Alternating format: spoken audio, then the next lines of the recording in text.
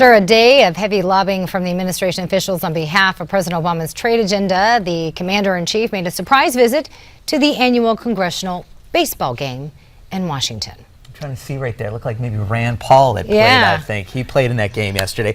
You know, Politico dubbed the surprise visit a frantic campaign to save the trade deal. This is a great place to bring in the roundtable.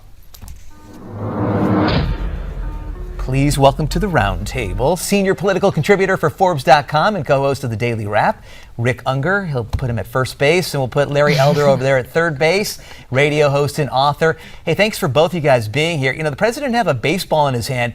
He was doing a lot of pitching last night. So let me ask both of you guys, is this going to work?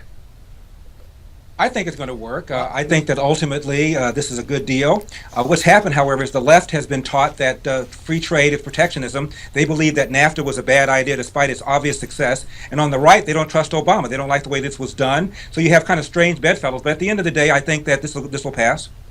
What do you think, Rick? Are you as confident as Larry? Still too close to call. This is one of those things where we're not going to know until the actual vote happens. There was a test, if you will, yesterday, and it came really, really, really close. You had Democrats holding back to see if the Republicans could carry it. Those are Democrats who are pro the trade agreement. Right. Just made it by, so we'll see. But if you were a betting man, Rick, which way would you go? If I were a betting man, I'd probably say it's going to pass, but I would not be a confident bet. All right. Larry, I wanted to ask you, the president has been accused of being aloof, and this kind of really speaks to how much he really wants this to pass, that he would show up, even brought 24 beers.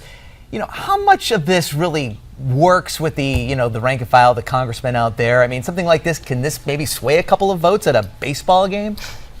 I suspect he's got to do a full court press because remember, this is a guy who ran against NAFTA and GATT. He ran against free trade accords, and now he's done a 180 because he's seen economist advisors have told him, Mr. Obama, your recovery has been tepid. This free trade accord could give it some juice. And so he's done a 180, and now he has to convince the very same people whom he argued with that NAFTA was a bad idea. Remember what Ross Perot said, that giant sucking sound? It never happened, but a lot of people on the left still believe that NAFTA was a bad idea, and they think this is going to be even worse. Larry, Rick, both of you are saying that, if you were going to bet here or guess here, you think it's going to pass. But let's say it doesn't pass. How bad is this going to be for the president? Well, look, I mean, and I just want to speak quickly to the last question. While I often support President Obama, we all have to acknowledge he has not been very good when it comes to lobbying Congress, not only with Republicans, but his own party. And this is why he finds it necessary at the last minute to go to a baseball game and then go back to Congress this morning for an hour-and-a-half meeting with Democrats. If it doesn't pass, it's not a question of how bad it is. It just means that we might get more understanding and exposure to what's in this agreement, which has been a big problem. I've never taken a position on the TPP because I don't know what's in it. All right, let's move along. I'm sorry, go ahead, Larry. I was going to say, whenever you knock down trade barriers, it's a good idea. And all the fears that some Republicans have about this giving Obama additional powers does not seem to be the case, in my opinion. Investors Business Daily called this one a no-brainer. All right, let's move along to another topic. You guys might have heard about this. During a Senate appropriations markup session, Senator Mark Kirk said something, it's not so appropriate about Senator Lindsey Graham. Take a listen. Daisy. Because he doesn't have. Vice Chairman Paulson. I have a rotating. Mr. Leahy. He's a bro with no hope. Former Pennsylvania Senator Rick Santorum, he's dismissing this as locker room conversation. I thought this was kind of funny. I heard a commentator say Kirk is releasing his inner Joe Biden. I mean, don't politicians know at some point, if you have a microphone on, even if it's nearby, and I guess this was a congressional committee, you kind of have to watch what you're saying. Don't you agree, Larry? I agree. Also, referring to a woman as a hoe, even in a joking fashion, is not exactly the kind of thing a senator wants on his resume. Yeah, I would say not. Rick, your thoughts? Yeah, it's a goof, but of all the important things we have to worry about these days, I'm not going to get overly shook up about it. I'm sure he's very sorry he did that. I'm sure he is. So although Graham's single, His status has come into question in the past, but a growing number of Americans are choosing to stay single. I don't know if you guys have heard about this, but this Gallup poll, for instance, shows in the past decade the percentage of married young adults has decreased by more than 10%, putting the majority, 64% of young adults, as single. Larry, what do you attribute to this decline of people getting hitched? I don't know. Maybe it's because of college debt. I don't know. But it seems to me that people still get married at about the same rate. They just appear to be deferring getting married. So I think that marriage is still in good shape. I just think people are waiting a little bit longer before they get married. And Rick, in 10 seconds, your thoughts? Yeah, it's really just a return. My generation was very slow to get married. The one that came after seemed to be getting married much younger. Now there's kind of a return to slow. It could be because of jobs, money being made, ability to support a family.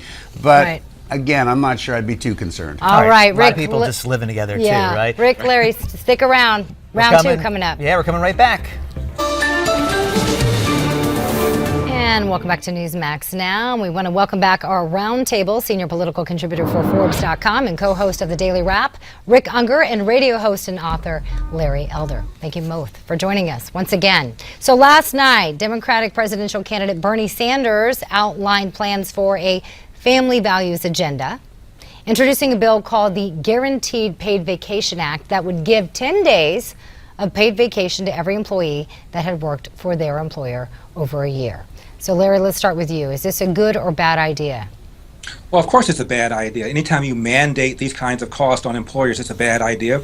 Lots of companies already do this, and you ought to let the free market do it. But what it shows you is that Bernie Sanders is trying to stake out a position to the left of Hillary. My question is whether Hillary opposes that. My suspicion is she doesn't. And frankly, I think that there's very little ideological difference between Bernie Sanders and Hillary.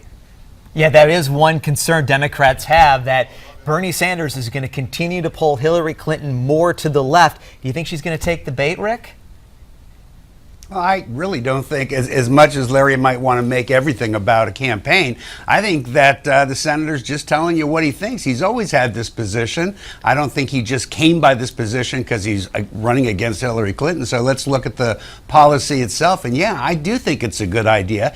Any company that's not providing paid vacation to their employees is A, hurting their employees' well-being, and B, hurting their own well-being. I suppose they have the right to hurt their own well-being, but yeah, people should get that. Larry, I'm curious what you think about Bernie Sanders. He's getting like 5,000 people, audiences in Iowa. A recent visit to Minnesota, he had several thousand people. Is he more than just, little competition for Hillary Clinton? Do you think at some point that he could challenge Hillary Clinton for the Democratic nomination? I do think so. But first, I never said that Bernie Sanders was taking this position just because he was running. What I am saying is that this position is not all that different from what Hillary's position is in the first place. But to respond specifically to your question, I think what the danger here is that Bernie Sanders will do to Hillary what Gene McCarthy did to Lyndon Johnson. That is to say, to strike some blow, to draw some blood, and then maybe draw in somebody like Elizabeth Warren. That's, I think, is the scenario that Hillary probably fears the most. But we really don't know what Hillary Clinton's stance is on anything because she hasn't really been that outspoken. Am I wrong, Rick? Are you hoping to hear something new? Isn't she supposed to be No, actually, you're right about tomorrow? that.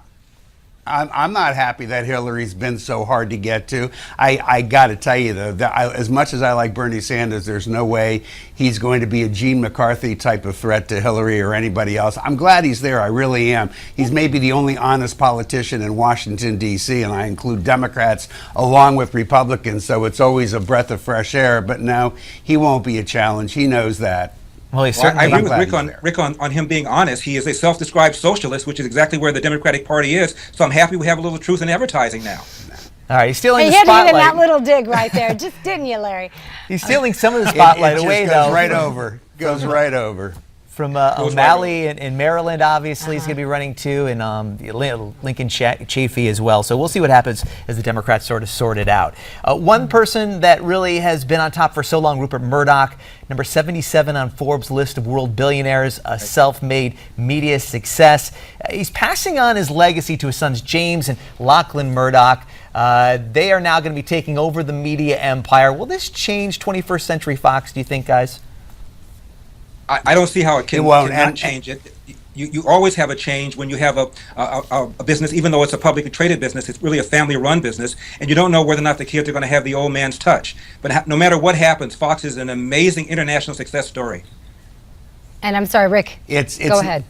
Yeah, it's not a coincidence that Rupert is making this move now while he's still active. I think he wants to install the two boys to see how they do, but he'll be there just in case things don't work out the way he hopes they'll work out. Right. All right. Well, thank you both for sticking around for both rounds of our round table. And when we come back, are you guys ready to duke it out for a game of real or fake?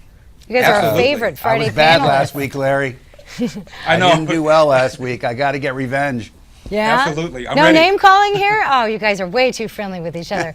Rick, before we let you go, can you tell us a little bit about what we can look forward to tonight on the Daily Wrap with you and Joe Concha?